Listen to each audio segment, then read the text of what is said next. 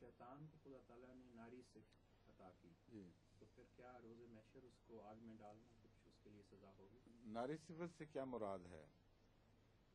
وہ ظاہری آگ سے پیدا کیا گیا ہے؟ نہیں نہیں تو پھر وہ جب انسان ناری صفات نہیں ہوتے تو ان کو آگ میں ڈالنے کا سوال کیوں نہیں اٹھتا پھر؟ اگر وہ ظاہری آگ سے بنا ہوا ہے تو جب کسی کے پاس آئے اس کو بھڑکنا چاہیے، اس کو آگ لگ جائے اور ختم ہو جائے، آزمائش کا تو سوال ہی نہیں پیدا ہوتا۔ پھر وہ شیطان کی آگ جو آگ سے بنا ہوا ہو جہاں بھی داخل ہوگی اس کو بھسم کر دے گی۔ وہ آگ اور ہے، وہ باغیانہ رجحانات کی آگ ہے، وہ بھڑک اٹھنے کی آگ ہے، ظلم کی آگ ہے، وہ انسان میں بھی ہوتی ہے، اس کے باوجود اس کا علاج آگ ہی ہے۔